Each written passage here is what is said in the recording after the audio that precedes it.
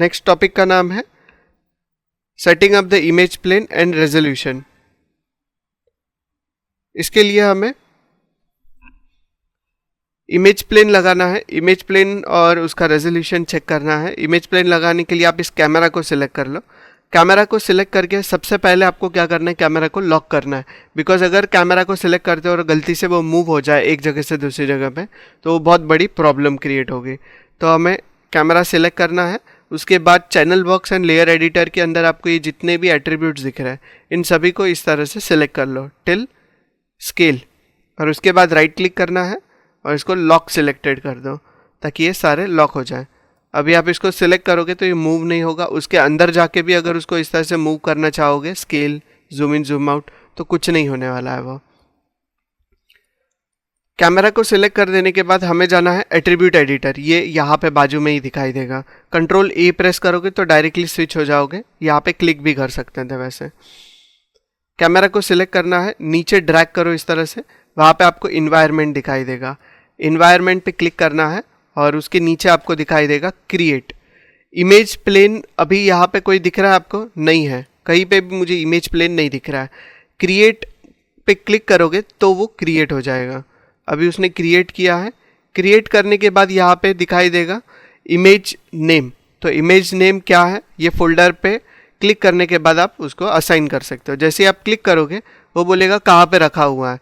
तो जहाँ पे भी आपने वो इमेज प्लेन को रखा हुआ है वो लोकेशन पे जाना है और उसके बाद उसको इंपोर्ट करना है।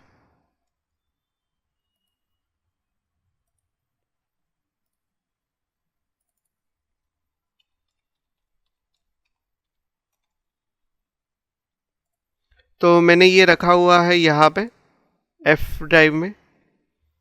एफ ड्राइव में जाने के बाद यहाँ पे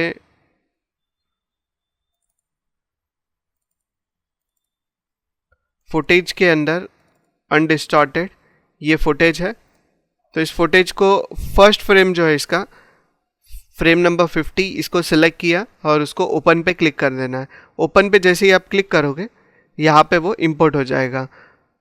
और इसको देखना है तो हम प्लेन में जाएंगे, यहाँ पे पर्सपेक्टिव और उसके बाद कैमरा वन। कैमरा वन क्या है, जो कैमरा सीन के अंदर आपको दिख रहा है ये वाला कैमरा, ये वही कैमरा है सेम। ओके, तो कैमरा के थ्रू देखेंगे तो दिख रहा है इमेज प्लेन। इमेज प्लेन को अगर हम प्ले करते हैं, अल्ट प्लस वी प्रेस करोगे तो सीक्वेंस को प्ले कर सकते हो। प्ले करने के बाद आपको दिखाई देगा ट्रैकिंग डेटा तो मूव हो रहा है पर सीक्वेंस मूव नहीं हो पा रहा है। तो सीक्वेंस को मूव करने के लिए यहाँ पे एक ऑप्शन मिलता है यूज़ इमेज सीक्वेंस, इसको चेक ऑन रखो। तो अभी दिख रहा है आपको मूव होते हुए। तो इस तरह से हम सीक्वेंस को एक जगह से दूसरी जगह पे मूव भी करवा सकते हैं। तो ये सेम प्रोसेस फॉलो करते हुए आप लोगों को यहाँ पे सीन सेटअप करना है। अभी प्रॉब्लम यह है कि जो कार हमने यहाँ पे रखा हुआ है ये बहुत ही ज़्यादा बड़ा दिख रहा है, इसको छोटा करना है। तो कार को छोटा कैसे करोगे? कार को सिलेक्ट करके आर प्रेस करके स्केल करोगे? नो, कार को छोटा नहीं करना है बिकॉज कार का यूनिट सेम रहेगा। करेक्ट, कार छोटा हो जाएगा क्या? नहीं होगा कार। ओके, कार को छोटा करना है तो इस ग्रुप को सिलेक्ट कर लो।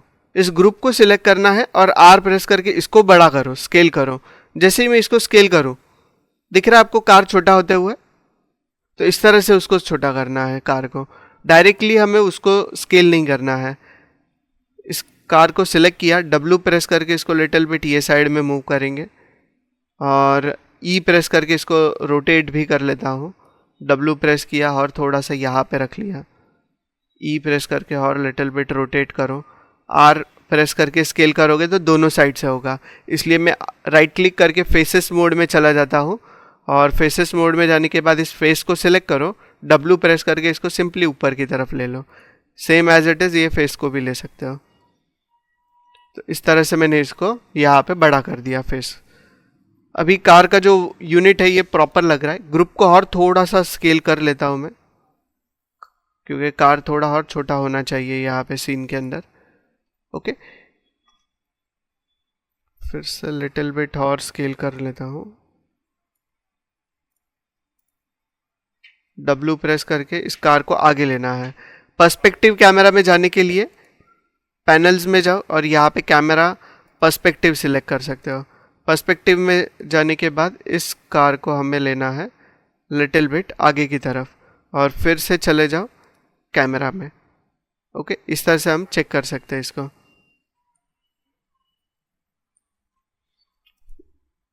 पर्सपेक्टिव थोड़ा पीछे की साइड में,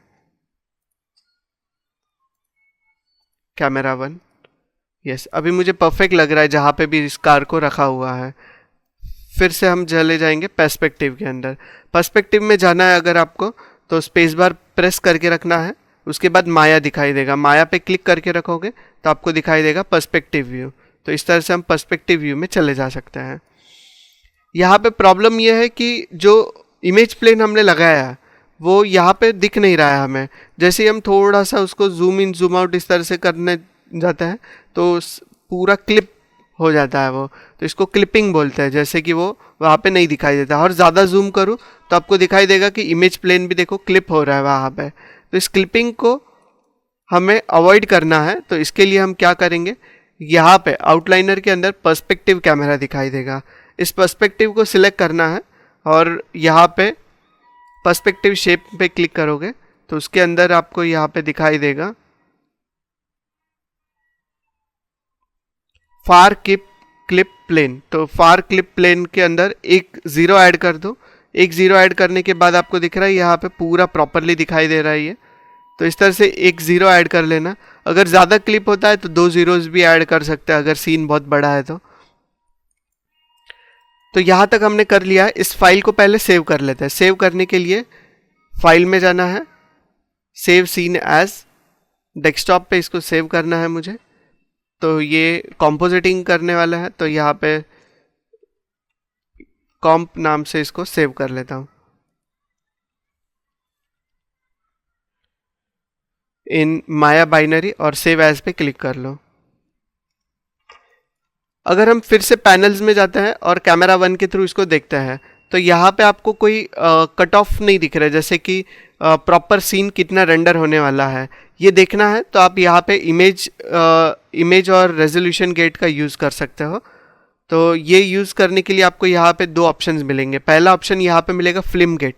फिल्म गेट के ऊपर जैसे ही आप क्लिक करते हो तो ये यहाँ पे दिखाएगा कितने फिल्म पे आप काम कर रहे हो, और रेजोल्यूशन गेट पे जैसे ही आप क्लिक करोगे तो वो दिखाएगा कि कितना रेंडर निकलने वाला है। तो ये यहाँ से लेके यहाँ तक जो 1920x1080 का जो आपका रेजोल्यूशन है वो दिखा रहा है। प्लस इसके साथ यहाँ पे ऊपर की तरफ जैसे आप यहाँ पे इस पे क्लिक करते हो ना फिल्म गेट पे क्लिक करने के बाद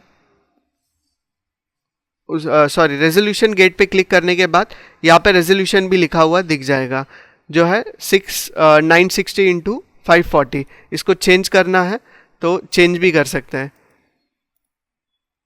जैसे कि अभी मुझे इसका रखना है, ये चेंज करने के लिए आपको यहाँ पे क्लिक करना है डिस्प्ले रेंडर सेटिंग्स के अंदर।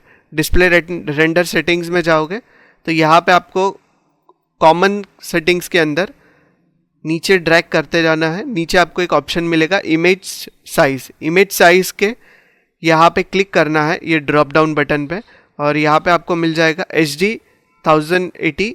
तो इस तरह से 1080 पे जैसे ही मैं क्लिक करता हूँ फुल HD रेजोल्यूशन आ गया है और अभी इसको क्लोज कर सकते हो। फिर से Ctrl+S एक बार प्रेस कर लेते हैं। जब भी आप काम करो Ctrl+S प्रेस करते जाना ताकि फाइल अगर करप्ट भी हो रहा है तो आप फिर से रीओपन कर सको उसको।